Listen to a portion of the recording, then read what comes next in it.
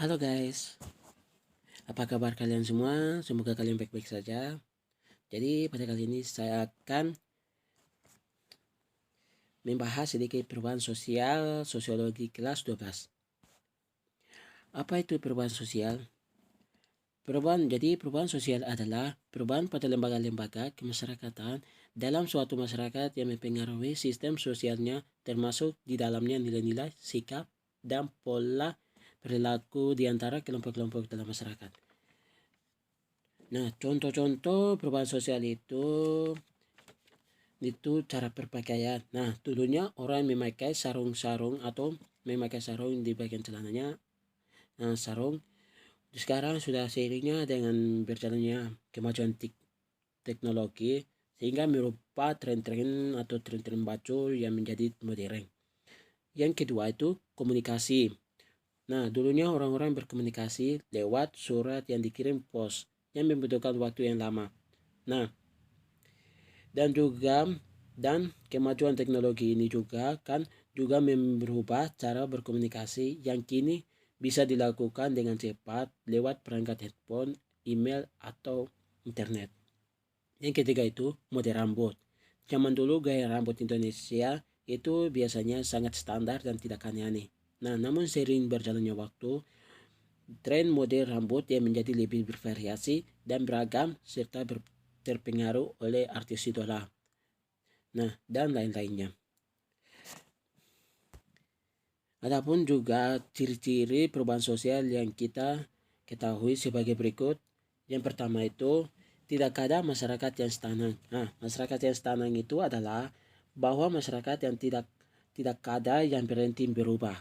Nah, karena setiap manusia itu mengalami perubahan, baik terjadinya secara lambat maupun cepat. Yang kedua, perubahan terjadi masyarakat tidak dapat diisolasikan di bidang kebedaan atau spiritual saja.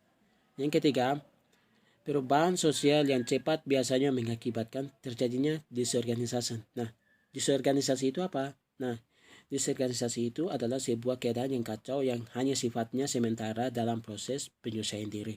Nah, yang keempat itu, perubahan yang terjadi pada lembaga sosial yang akan diikuti dengan perubahan pada lembaga lainnya.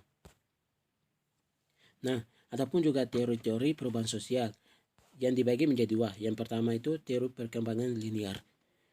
Teori ini percaya bahwa sosial dapat diarahkan ke titik tujuan tertentu seperti perubahan dari masyarakat tradisional ke masyarakat yang modern. Contohnya, perkembangan bangsa Indonesia dari zaman penjajahan mempertahankan kemerdekaan sampai hingga saat ini. Yang kedua, teori perubahan melingkar atau siklus.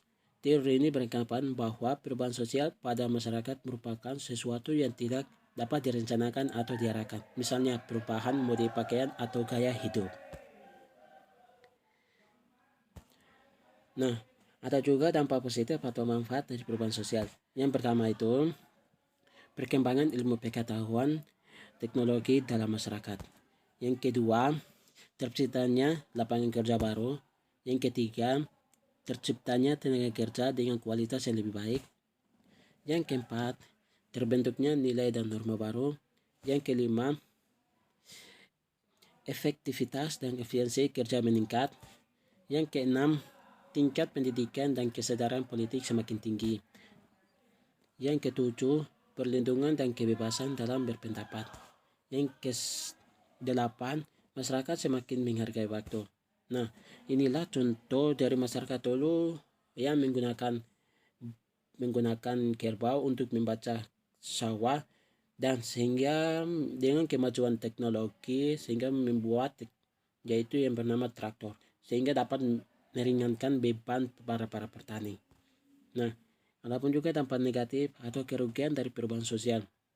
Yang pertama, terjadinya desintegrasi sosial atau kesenjangan sosial, perbedaan kepentingan yang akan menimbulkan perpecahan. Yang kedua, terjadinya ketegangan dan pergolakan di daerah yang bersangkutan. Yang ketiga, mulai redupnya keberadaan adat istiadat karena kebudayaan lama cenderung ditinggalkan. Yang keempat, perubahan tingkah laku ke arah negatif sehingga memicu konflik sosial. Yang kelima, budaya konsumtif semakin besar karena tingkat konsumsi yang akan menggambarkan status seseorang. Nah, inilah contoh gambar yang terjadinya disintegrasi sosial atau antar tawuran antar kelompok. Ataupun juga bentuk-bentuk perubahan sosial. Yang pertama itu perubahan lambat atau evolusi. Nah, perubahan lambat atau evolusi adalah perubahan yang membutuhkan waktu lama untuk terjadinya karena harus melalui tahapan-tahapan dari sederhana menjadi maju. Nah, contohnya itu dari mobil sederhana zaman dulu sehingga ke pertengahan dan sampai maju tahapan yang terakhir. Yang kedua itu perubahan cepat. Nah, atau revolusi. Perubahan cepat ini adalah perubahan yang berlangsung dengan sangat cepat. Perubahan ini mengubah dasar dari kehidupan pokok dari masyarakat. Nah, contohnya zaman dulu yang terjadinya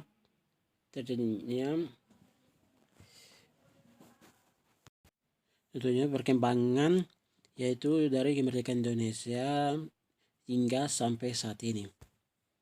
Yang ketiga itu perubahan kecil. Perubahan kecil itu adalah perubahan yang dilakukan. Perubahan kecil itu adalah perubahan yang tidak menyangkut seluruh unsur masyarakat dan tidak mengubah lembaga sosial yang ada di lingkungan sosial. Perubahan sosial kecil ini juga tidak memberikan dampak yang besar bagi kehidupan sosial. Yang contohnya itu mode pakaian. Nah, dari mode pakaian dulu hingga sampai mode pakaian modern. Yang keempat itu perubahan besar. Perubahan besar adalah perubahan yang menyangkut masyarakat secara luas dan membawa pengaruh yang berarti bagi kehidupan sosial. Nah, contohnya seperti pergeseran dari masyarakat agraris ke masyarakat industri. Yang kelima itu perubahan dikehendaki. Nah, perubahan dikehendaki adalah perubahan yang dilakukan atas dasar perencanaan matang dari pihak yang menginginkan perubahan. Nah, contohnya itu seperti pihak yang menginginkan perubahan terhadap bangunan-bangunan yang tinggi menjadi yang bagus. Oke, sekian dari saya dan terima kasih. Mohon maaf jika ada kata-kata yang salah. Terima kasih.